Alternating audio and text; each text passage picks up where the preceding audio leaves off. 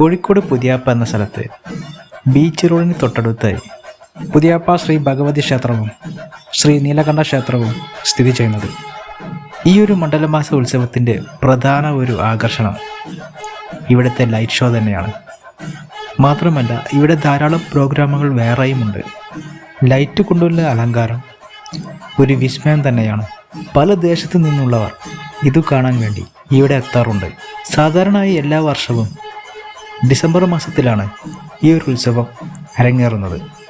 ഈ വർഷം ഡിസംബർ 19 മുതൽ 27 വരെ 9 ദിവസം നീണ്ടു നിൽക്കുന്നതാണ് ഉത്സവം. വൈകുന്നേരം മുതൽ പുലർച്ചെ വരെ ക്ഷേത്രത്തിലെ ചടങ്ങുകളും കലാപരിപാടികളും ഉണ്ടാവാറുണ്ട്. തിറയും തെയ്യവും ഇവിടുത്തെ പ്രധാന ഒരു ഉത്സവമാണ്. അതുപോലെ തന്നെ പാഞ്ചാലിമേളം, പാണ്ടിമേളം, തായമ്പക, വാദ്യമേളങ്ങൾ ഇവയെല്ലാം ഇവിടുത്തെ പ്രധാന പരിപാടികളാണ്. എല്ലാ വർഷവും ഗാനമേള, ഡാൻസ് എന്നിവയും അരങ്ങേറാറുണ്ട്. തൊട്ടടുത്ത കടൽ തീരത്തോട് ചേർന്ന് ഗാനമേള ഡാൻസ് പ്രോഗ്രാം നടത്തുന്ന സ്റ്റേജ് ഒരുക്കിയിരിക്കുന്നത്. ഒരുപാട് കലാകാരന്മാരുടെ പ്രോഗ്രാമും ഇവിടെ ഉണ്ടാവാറുണ്ട്. കടലമ്മയുടെ അനുഗ്രഹത്തിനായിട്ട് പ്രത്യേക പൂജകളും പ്രാർത്ഥനകളും ഇവിടെ നടത്താറുണ്ട്. മത്സ്യത്തൊഴിലാളികളുടെ ഐക്യവും വിശ്വാസവും നിറഞ്ഞതാണ് ഇവിടുത്തെ ഈ ഉത്സവത്തിൻ്റെ ഒരു ശക്തി. എല്ലാവരും ഒരുമിച്ച് നിന്നാണ് പ്രവർത്തിക്കുന്നതും. പുതിയാപ്പ ശ്രീ ഭഗവതി ക്ഷേത്രത്തിലെ പ്രധാന ആരാധനാമൂർത്തി ദുർഗാ ഭഗവതിയാണ്. കടലമ്മയെ വണങ്ങുന്ന ഈ നാട്ടുകാർക്ക് ഭഗവതി എന്നും കൂടെ ഉണ്ടാവാറുണ്ട്. പുതിയാപ്പയിലെ തെയ്യം കാണാൻ വേണ്ടി നിരവധി പേരാണ് ഈ ശ്രീകോവിലിൽ എത്താറുള്ളത്. ഏതു പ്രായക്കാർക്കും ഒരേപോലെ ആസ്വദിക്കാൻ പറ്റിയ ഒരു ഉത്സവമാണിവിടെ. ഒരുപാട് ആളുകളുടെ അധ്വാനത്തിൻ്റെ ഫലമാണ് പുതിയാപ്പയെ ഈ രീതിയിൽ മാറ്റിയെടുത്തത്. ലൈറ്റിങ്ങിന് വേണ്ടി പ്രോഗ്രാം ചെയ്ത പിക്സൽ LED സംവിധാനമാണ് ഇവിടെ പലയിടത്തും ഉപയോഗിച്ചിരിക്കുന്നത്.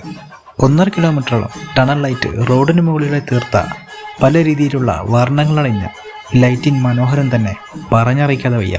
മഴ പെയ്താൽ വരെ ഒരപകടം ഉണ്ടാകാത്ത രീതിയിലാണ് ഇതിൻ്റെ വയറിംഗ് ചെയ്തിരിക്കുന്നത്. ഈ ലൈറ്റുകളെല്ലാം തെളിയുമ്പോൾ പുതിയാപ്പ വേറൊരു ലെവൽ തന്നെ. നിങ്ങൾ ഒരിക്കലെങ്കിലും ഒന്ന് വന്നു സന്ദർശിച്ചു നോക്കൂ. ഈ ലൈറ്റ് ഷോ നിങ്ങളുടെ മനസ്സ് നിറയ്ക്കുമെന്ന് തീർച്ചയാണ്.